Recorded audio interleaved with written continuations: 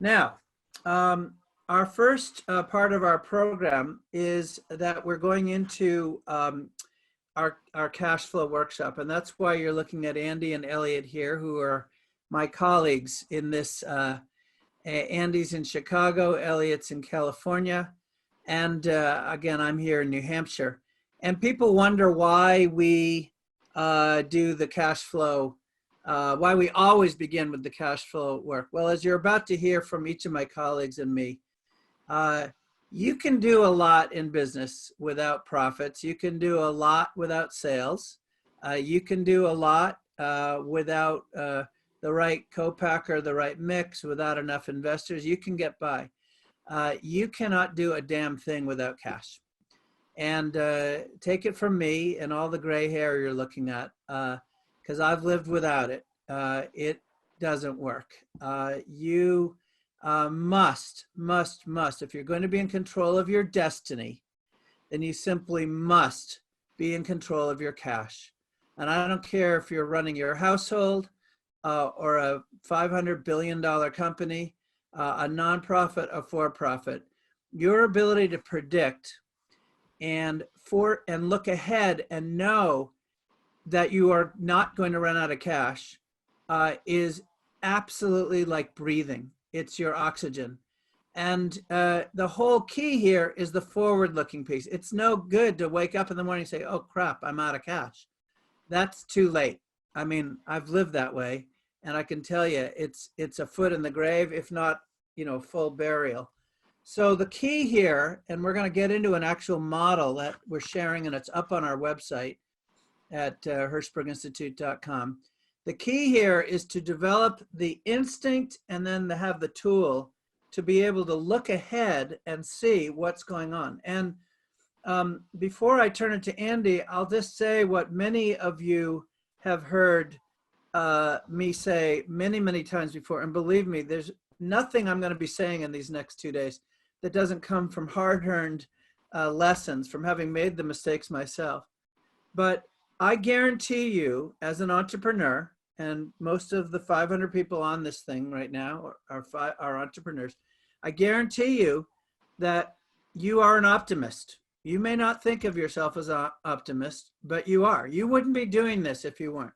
You'd be taking a standard job with guaranteed benefits and a certain pension, and you'd be, absolutely playing it far safer than going out on this end of this, very floppy diving board that many of you are on or even leaping off of.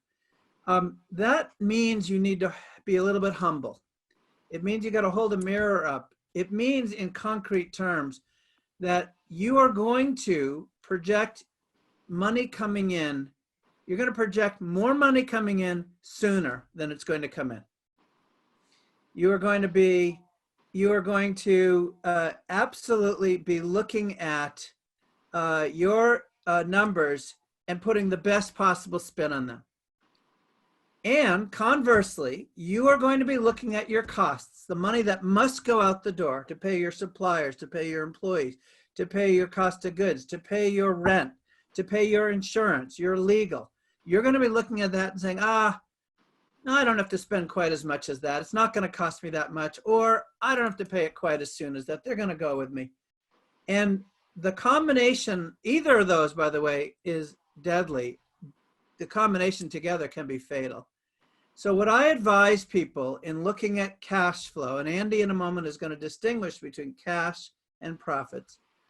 I advise that you, as you're forecasting and as you're thinking about your cash, that you take whatever you think the amount is that's going to come in and reduce it by 50%. I know that's harsh.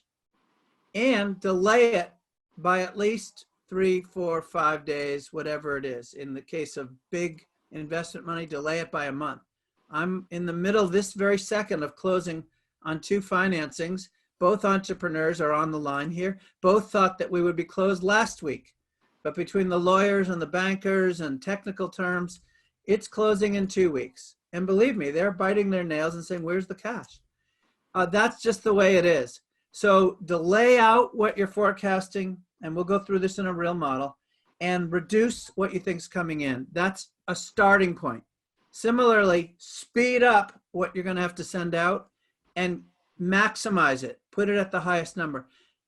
If you do those two things, you have a fighting chance at not going under. Now, we're going to get into this in details in a few moments, but now I'm going to turn it over to Andy Whitman from 2X Growth Partners, who has been a long time part of HEI. And Andy, I hand it to you. All right, thank you, Gary. Can you see my screen? We see it. All right, terrific. Now to Elliot. That was quick, Andy. Yep, that was quick. All right, let's try it again. There we go. So I'm Andy Whitman. I, for perspective, have spent about half of my days as an operator in the consumer product space and half as an industry partner and investor. So I bring a little bit of both perspectives. So enough pre-mumble. Unfortunately, there are a bunch of great businesses. There are rarely terrible businesses. There are rarely stupid ideas. Why do businesses fail? Well, unfortunately, it's because they run out of cash. And P&Ls are nice, but unfortunately, cash is really all that matters. We talk about cash is king. So I'm going to talk about what's the difference. And importantly, if we were sitting there in Boulder in person, I often make a really bad joke about how can I be out of cash? I still have checks. And every year, somebody in the front row says, yeah, how can you be out of cash if you still have checks? And that's part of the problem. So what I'm going to do is an exercise to convert a P&L to cash. So first, as an exercise, this is an interesting business for many people. You know, it builds to $3 million in revenue in the first year and $14 million in revenue in the second year. If these were facts, this would be interesting. In the first year, it loses $163,000 and makes $750,000 in the second year. That's an interesting business. Would you want to own that? I think a lot of people would say yes, and I would say don't ever look at things annually. All right, so now I'm going to shift and do it monthly. Same basic stuff done for the first year. Is this a business you'd want to own? Well, again, nice revenue, small loss the first year, getting to $750,000 in the second year. Do you want to own that business? P&Ls don't really matter. So converting revenue to cash, and I'm going to do this in each step of the P&L.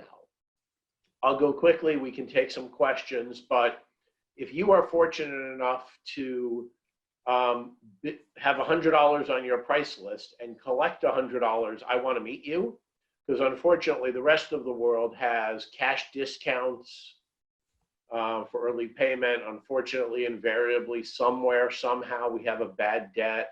You know, unfortunately, some of us have retailers that go under, whether it's Earth Fare or J. Crew or something. It happens. There's some returns, and unfortunately, those pesky trade deals, and you end up with a lot lower net revenue. So again, I haven't tried to engineer an exercise for anything here, but already you've lost about $500,000 between gross revenue and net revenue. But more importantly, now, unfortunately, you don't generally ship product to UNFI and get paid that day. You know, most of us are thrilled when we have 45 or 60 or 90 days of payments on different retailers.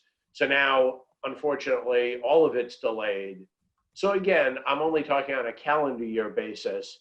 Your $3.2 million of revenue is $1.9 million of cash. Holy crud. So if you then convert your cost of goods sold to cash, unfortunately, many of us understand, you know, it costs me $3.12 to make this case. I sell 50 cases, that translates to X COGS. That's fine on the P&L, but most of us can't make 12 cases or 300 cases. You have to make 10,000 cases or something, whatever your minimum order quantity is. So you end up having lumpy production. Similar, and on that you can see that ate up a $500,000 more cash than your P&L would show. What you're quickly seeing is a common theme here that Gary reinforced, which is less cash coming in, more expenses going out the door. If you convert your overhead, selling, general, and administrative costs, think about that as your operating expenses to cash. You know, most of us can't cash a % of revenue, and grocery stores for our personal use don't accept % of revenue as payment. We have to actually give them money. So I would encourage you to do this by employee or by expense line item. There are very few people that are participating here that have more than 10 or 20 or 50 people.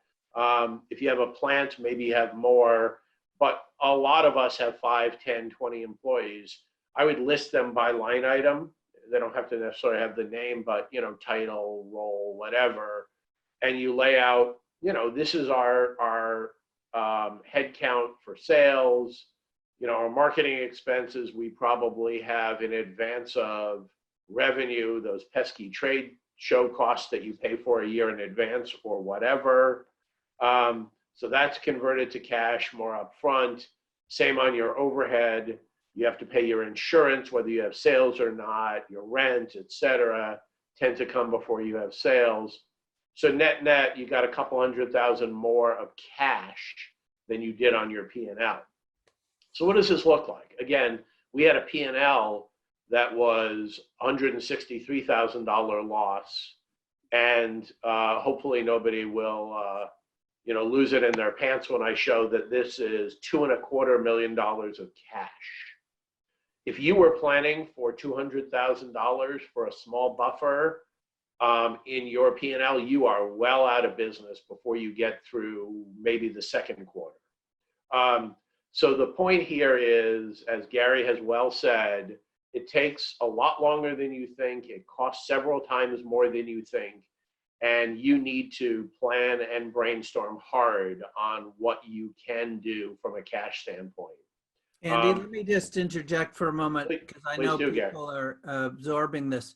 All of our slides will be posted on the Hirshberg Entrepreneurship Institute website. So if you'll take a look there later today, and you'll see everything here. So don't worry about madly taking photos or all of this. It's all going to be there. Great. This was important in general, and this is done monthly in the exercise I was showing. But in today's world and in the startup world in general, most of us do this weekly.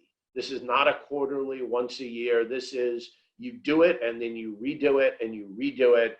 And if you're good at this, what you will be doing is tracking. This is what I said for the next 13 weeks, and you compare each week to the prior week. And I would actually do here's how close I was, and assess yourself of, all right, this week I was a C-, and hopefully you get to the point where your predictions are relatively accurate, because as Gary talked about today and has talked about for years, the pathological optimist, that is most of us, will always overstate the revenue, think people are going to pay you quicker, and understate those pesky costs. So, and if that wasn't important enough on an everyday basis, it's crazy important in a COVID world. So before I turn it over to Elliot, I'm just going to mention a couple quick things, ways to conserve cash in a COVID world. This is all about live to thrive another day. Many of our businesses have been hard hit, and even the businesses that are well up on sales are dramatically hit on cash, whether it's retailers paying slowly, us producing more inventory. If you're fortunate enough to have a sophisticated receivables and inventory line of credit, your borrowing base calculation is probably lower, so you're able to borrow less. So for a million reasons, you got a sandwich that you're not really excited about. This is all about thriving another day. So we've been working with our partner companies, and this information is downloadable from the 2X Partners website in the resource section. Just a couple quick snippets, because I watch my time. Again, we worked with our partner companies and laid out, what you can think about this is a one-pager that I broke into 3 pieces. Conserve cash. Anything that was fixed costs is not fixed anymore. Everything's negotiable. Think about how to repurpose your business, drive revenue, cut trade spending. Think about your team. It's a hard discussion, but it's a reality of survival. As I said, fixed expenses are not fixed. Go crazy on your receivables. You're going slower on your payables. And really think hard about what you need in inventory. This is the perfect time to say the 20% of my SKUs that eat up a huge amount of time in inventory but are, 3% of sales. This is the time to jettison them. Extend your cash runway. If you have a bank line, think about it.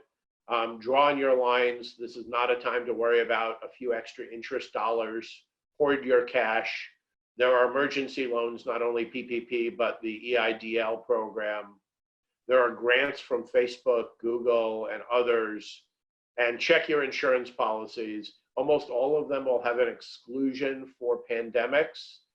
There's a lot of discussion that would say you should file for your insurance claim even though you know you're going to get rejected, because a number of state insurance commissioners are considering retroactively changing the rules, which is a shit sandwich for the insurance companies. But if your business has been genuinely impacted, do it. The most important thing are the words that are coming up here on the bottom of the screen. Every dollar that goes out the door today is not there to solve a problem tomorrow, period. So cash is king. And now over to Elliot. Thanks, Andy.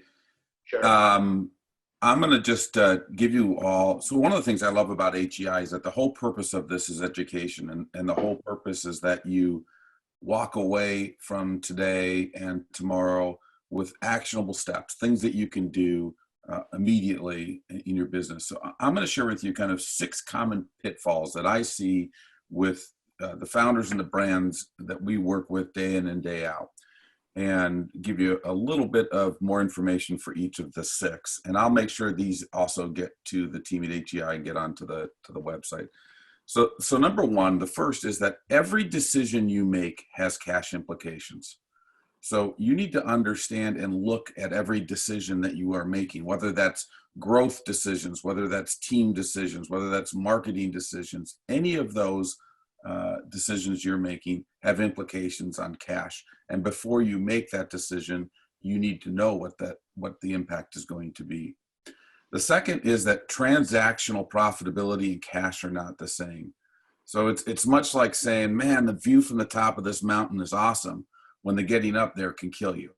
So you need to really be clear that the path to that profitability is something you can afford from a cash standpoint. The third, and every one of us needs a slogan. So, Gary's got pathological optimist, and of course, Andy's got cash is king. So I had to come up with one too, because I wanted to be in the tribe. And that is that capital efficiency is the new velocity. So for a long time as an industry, we've been talking a lot about the importance of velocity, and that doesn't change or go away. But now more than ever before, your ability to efficiently use whatever capital you have access to take bigger steps is going to be absolutely paramount to your success. Not only by the way others look and potential investors look, but just the reality is that the valley between early money and institutional money, that valley's gotten deeper and wider. And so your ability to be more efficient in the use of the dollars that you bring in is absolutely critical. Another is to discern the important from the interesting. So let's face it, all of us as founders, we're squirrels, we chase the next nut. It's just the way we're wired. Right now, in general, I say this rule applies, but right now more so than ever, it's really discerning what activities to invest in that are actually going to be most important, impactful, have the biggest change potential for your business, and the interesting, the cool shit you want to do. So really discerning the difference between the important and the interesting. And then this one's a little tougher, and that's the difference between being nice and being kind. So, and this applies to both, inanimate and animate objects. So when you look at your business, you have to understand that your job as a founder is to do what's best for the business to keep it going. That's going to provide the most opportunity for everyone involved. And so that means being passionately dispassionate when it comes to looking at your SKUs, when it comes to looking at your team, when it comes to looking at any contractors. You have to make really good, tough decisions to be kind to the business and to all those involved in the business. And there's a big difference. Sometimes that requires you not to be nice at that moment in time, but there's a difference between nice and kind. And the last of the 6 points, and I'll read them again as I close, is discipline wins. And so you'll hear this from Gary, you'll hear this from Andy, and now you're going to hear it from me. Being disciplined around your cash flow and doing this daily, weekly, is so critical. It is a top predictor of a business's ability to survive, to thrive, to continue to grow, is the discipline they have, that business has around cash flow. So just really quickly, again, the 6 kind of pitfalls that I see. Every decision has cash implications.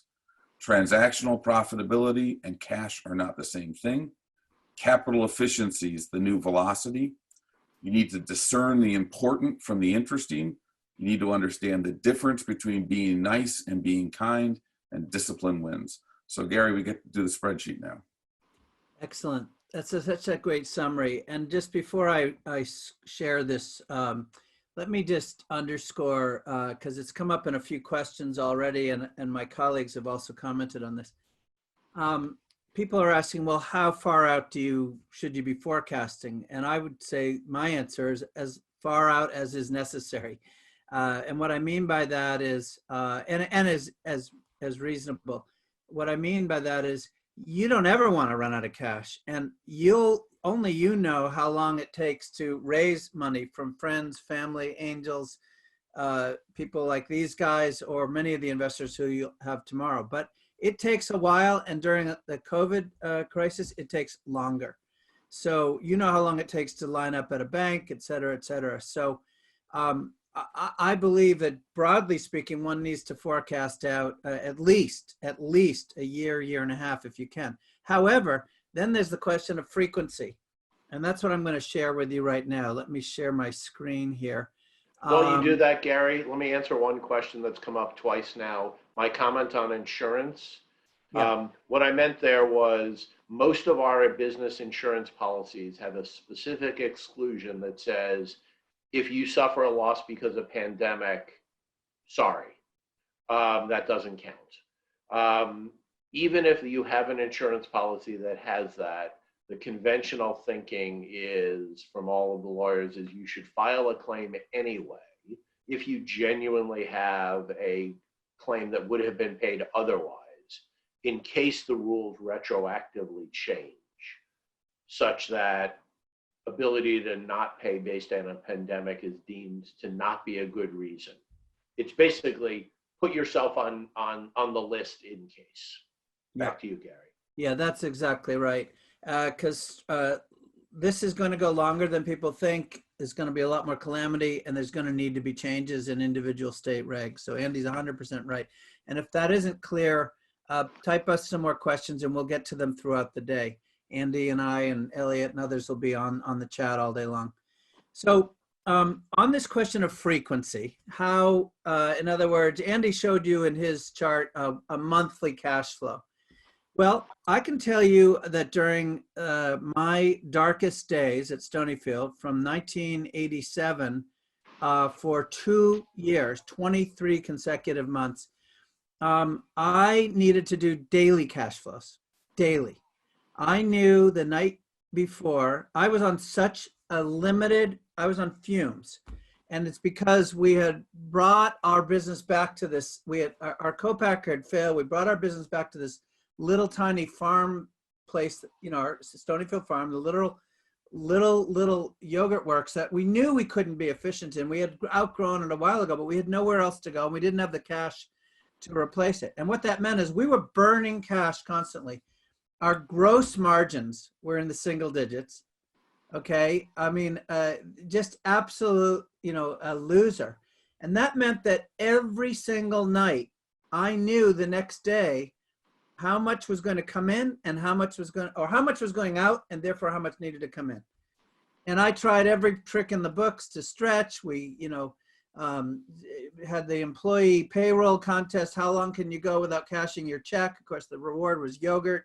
I mean, we did it all, right? You're all doing this. I would take checks to vendors. I would bring them out, step on them on the mud. I can say this now, the statute of limitations is expired. I would get mud all over the envelope, with the stamp. I would stick it in my drawer. And then when they would call me 4 or 5 days later and say, hey, your check didn't arrive, I'd say, God, you wouldn't believe it. It fell out of the mailbag. And I would send it to them with the dirt on it. I did it all, every trick in the book. So my frequency was daily. What I'm illustrating here is a model that we have been using. It's a simple downloadable Excel spreadsheet. Anybody can use this. Just spend 5 minutes on it. It's available on our website. And again, Carlene and the others will put up the link. But let me just explain it, and then my colleagues are going to join me in the commentary. So the way this works, and I've set this up weekly on the assumption that we're going into next week, May 11th. And let's assume that because, our uncle Andy, Uncles Andy and Elliot got together and were nice to us, and they each lent us $20,000. We're going into the week with 40K, okay? That's actual cash. So what this does is it maps out how the sales that we're likely to have will come in over, and you can see here, I'm taking it on this screen out till August. And obviously in week 1, I don't even have any inventory yet. So of course there's not going to be any sales. So there's no revenues here. But as Andy was pointing out, I do have a bunch of things that I have to pay for this week in order to start selling next week. I have my ingredients, my packaging, and so on and so forth. I've obviously got some insurance that has to be paid up front. I've got my rent that has to be paid up front. And as you look out, you'll see, for example, rent is a monthly expense. So I plug this in, roughly every 4 or 5 weeks. My production labor, for discussion purposes, I do paychecks every other week. My packaging on a roughly every 4-week schedule, and so forth. And so these are, rough ideas. But the point is that this sheet, as you will see, automatically tallies your total uses. All those things that are causing you to put cash out this week are all total there. That's cash, which means my operating flow automatically calculates, see the screen here, automatically flows outward. 19,000 flew out. That's 19,000 of expenses with nothing coming in. And because I did not raise any equity or debt yet, I have Uncle Andy and Uncle Elliot's money. After their 40K, at the end of the week, it automatically calculates I'll have 21,000 left at the end of, on May 17th. Or in other words, on the morning of May 18th, my end cash from the prior week automatically tallies my beginning cash. Now, next week, I finally get some sales. My Uncle Gary is his little market. He's buying $1,000 worth of my goodies. So now I get a little bit of income. And fortunately, I didn't have that much money that had to go out. I do have to transport my goods, my finished goods. So I had a little bit of cost. So against $1,000 of income, cash income, and $125 out. And again, this is assuming I get paid that week. And Andy really underscored this. And mind you, that's not a good assumption that you sell and get paid that week. Even if you're offering cash terms, people get delayed. But let's assume optimistically, I'm going down there and it's cash. There's that word again. Yes, it's COD. I'm bringing my little pot of yogurt down, my cases, and I'm getting a check back. So now I have an $875 flow. Again, this sheet automatically tallies, which means starting with 21,000 in cash, I now have 21,875, and so on. Now, what the usefulness of this sheet is that, to a couple of your earlier questions, as you now continue that exercise going forward, again, I implore you, be conservative, especially here on when the money's coming in. But let's assume I have 2,500 coming in the week of June 1st, 3,000. Now what I want to do is I want to look ahead to when does that number get really low? Not just $688 of cash on July 20th, but look at this. Out here, 5,800 in the red. I'm running out on August 10th. And that's because if I did this right, and this is even assuming I get into a nice stream of $4,000 of weekly cash in starting by July, right? No growth, just, it's still, what you see here is you still get these big monthly hits. 14,500, the month that, the week when I have to have my rent, my insurance, my quarterly insurance, and so forth. And if you're fooling yourself to make it look good, then shame on you, you're going to get screwed. But here's the punchline before I ask Andy and Elliot to jump in here. The punchline is, if you do this honestly, if you forecast out your cash, your receipts, and you forecast out honestly and actually what's going out, whatever this number is, when it goes down in the hole, before you start to climb out, and in this case, this sheet happens to go further. But let's assume that I'm able now to increase my revenues out here to $6,000 a week. You will see that I start to climb out of this. Right there, I'm in the black by September 14th. Whatever that number is, 5,800 bucks, because even if you were conservative on the revenues and conservative on the and liberal on the expenses, I guarantee you have still screwed up somewhere. And so whatever this number is, this 5,800, you need to say you need to double that amount to know what you need to have in the bank. So if it's 5,800 in the bank, that means that back here, somewhere before August 10th, over here, in terms of equity or debt, and let's just say June 1st, we get this, you need I'm going to make this 12,000 bucks, okay? Which means that now come that low moment of July 27th or August 10th, when I'm out of money, I've actually got money in the bank. Gary, if I can just chime in real quickly, the point you're making is exactly relevant to a question Nancy asked. When calculating cash on hand, how should you think about a line of credit? If you're taking a $5,000 draw on your line of credit, it would go on line 26. So you can build that into your sort of cash formulas. So we're in good shape there. But remember, you can only draw up to the max of your line. Right. So let's say against receivables and inventory, to make Andy's point, I've now gotten going here. I got my sales humming along here in July. I can now collect against receivables. So right here on my debt line, I would put in, okay, I can collect 2,000 bucks. Okay. And I can collect another 2,000 here and so forth. And yes, you want to forecast that, but forecast it realistically. Go ahead, Andy. Sorry.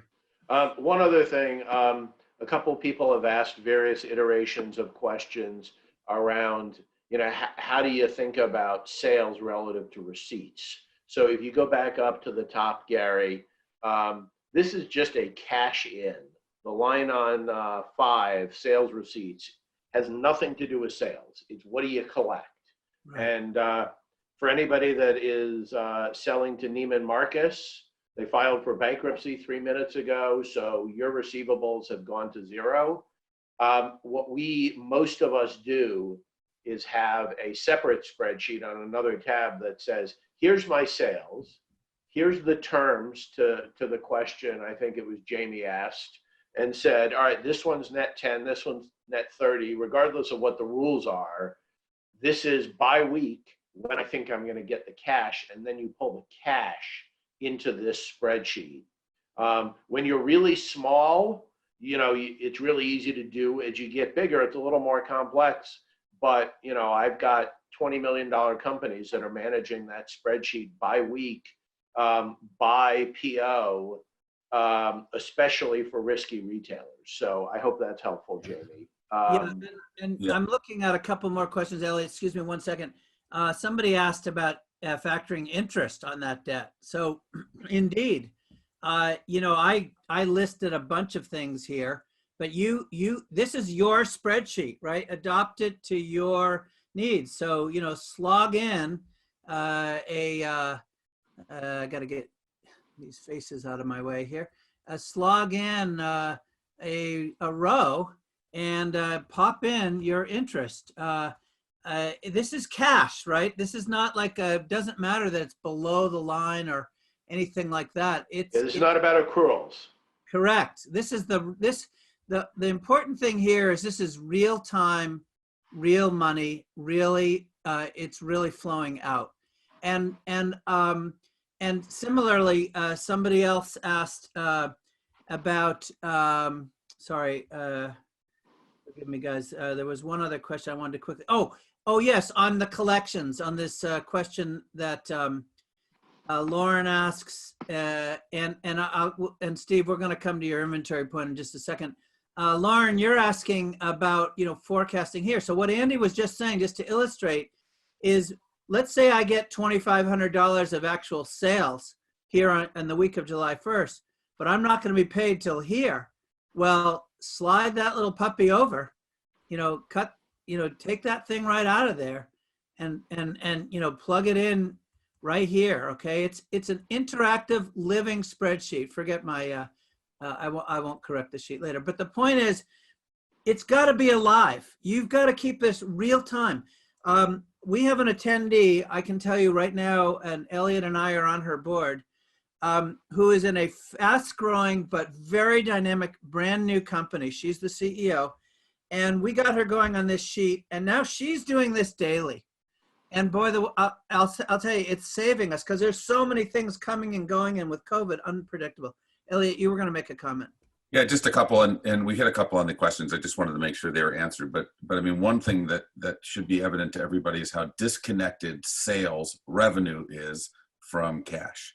And so understanding that, and cash is what you put in your bank account, not sales, not revenue. And then the other thing that I think is important is I promise you, when you start doing this and you start forecasting, you're going to suck at it. So I would say for the first at least month or two that you build another column in here with your actuals so that you can see how badly you suck.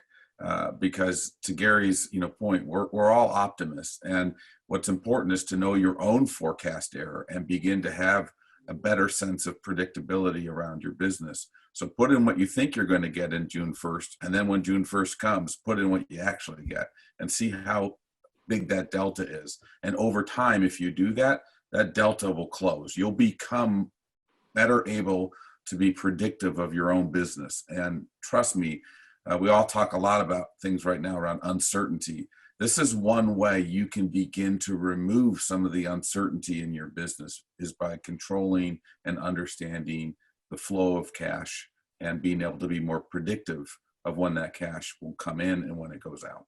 Yeah, and I just want to illustrate, and again, you guys keep an eye on the other questions. We got a few more minutes, 8 more minutes here. What Elliot's saying is, it's a really good idea, and I did this, by the way, and I didn't share it, but just insert a column right here. So here's the week of July, June 1st. And what I would do is, you can color it, right? You can make it yellow, and make this your actual, okay? And then what you do is at the end of the week, hopefully you've survived it with a glass of wine on Friday night, or you actually plug in what actually happened. Okay, I said I was going to get 2,500 in.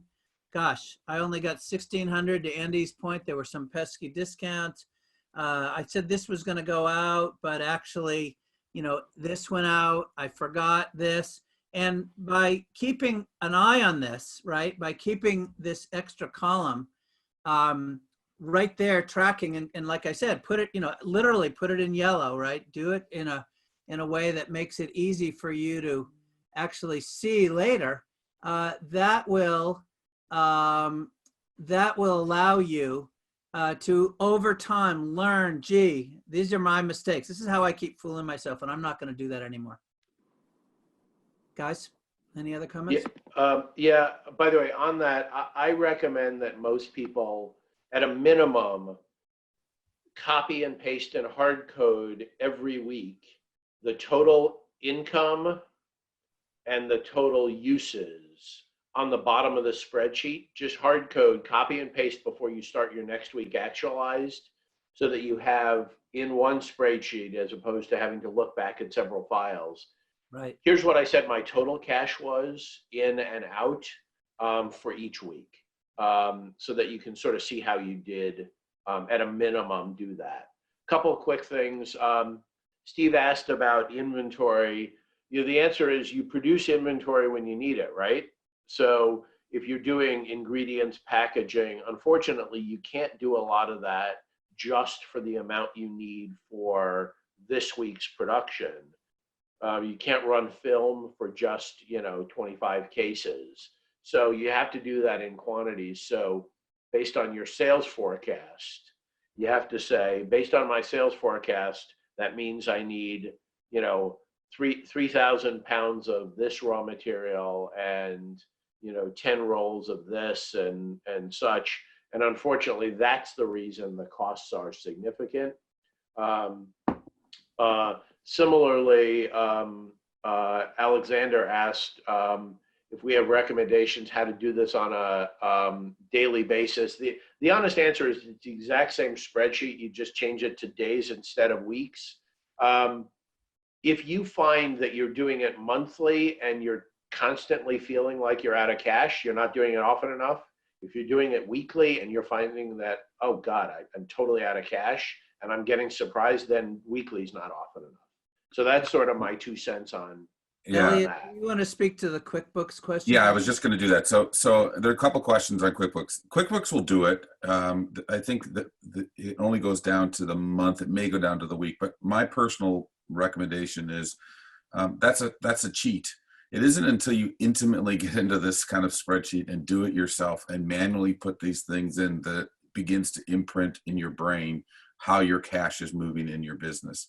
And I will tell you that when you first start doing this, it is likely to scare you. It's terrifying, but it's also empowering. So you can run this in QuickBooks to look at it, but then you're really an observer of the numbers. When you actually take this spreadsheet, and I recommend everyone do it, and manipulate the numbers manually, that's when you begin to get control of your business.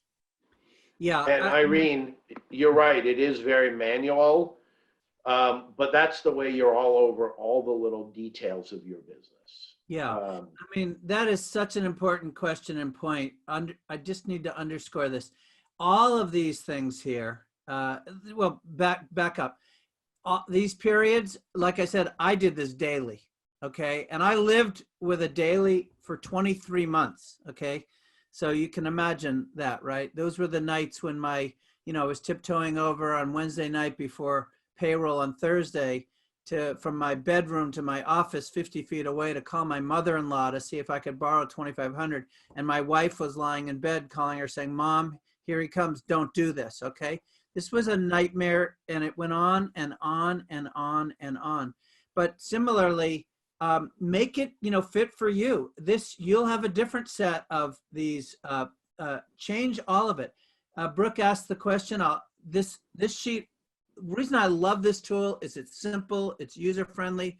Like Elliot and Andy said, if you use it a lot, you'll understand it. And it's from doing it that you'll understand it. But also, it is completely flexible and it automatically tallies everything. So whatever input you do, I change that number, you see it automatically changes the whole thing. So updates. So look, and I'll tackle real quickly, Monica and, pardon me? No, I was glad you were going to do that because I think that's a good question. It has to be the last one. So there are a couple of questions that I'll answer together that basically are, how do you predict your receipts from your forecast? most of us build our forecast of, or I hope you are, you know, I have 12 doors today. I'm going to go to 17 doors. I'm selling X amount per door, per week, per SKU. You build that up. All right, so that's now your forecast. And then you say for each of those doors, what are your likely payment terms? Not what's on the contract, but what do you actually get based on your history? What do you think you'll actually get? So of your 12 doors, these 3 doors you're going to get COD because you physically drop them off. These 7 doors you're going to get in 30 days. These 2 are notoriously late. You're lucky to get them in 45, so I'm going to predict 60, et cetera. And that's how you build up. And then at the end of it, you pull that cash into line 6 or 5 of Gary's spreadsheet. So I know we're low on time, but I hope that addresses 2 or 3 of the open questions. Yeah, and I'm happy as well. I mean, because I think you can make some really good assumptions, what Andy just said, in your business and begin to do that, and then look for forecasting errors, including, you know, days sales outstanding and all of those kind of things, inventory days on hand, finished goods. All make those assumptions and bring them forward. And happy to chat with anybody offline and answer any questions. So it's time to pivot now to our first panel, and I want to first thank Andy and Elliot, who of course are members of the first panel, and others will be joining here in a moment. I hope you all understand, there's roughly 360 of you on right now, why we start the 2 days with this. This is gold, and this is also, you know, how you avoid death. And it's as simple as that. We're now going to pivot to talking about investment. What type of investment? We have 4 fantastic cases who will be up with us. But in order to figure out how much you want or need and when you need it, you must do an exercise like this. So please download it. Please use it. Again, thank you guys for joining us. Because a lot of people have joined, while the panelists, the finance panelists show up, let me just go over a couple of other points that I covered earlier in the introduction. First, there's an incredible infrastructure behind the scenes here you don't see. We just had Walter Robb just join us this morning, Walter, and others are coming on. They first come on to our site via a green room. That's off sites where we make sure all audio and visual and everything else is working. We go over the tools and the rules and so forth and so on. So again, I cannot thank our back office team enough for all of the incredible help that we're getting today.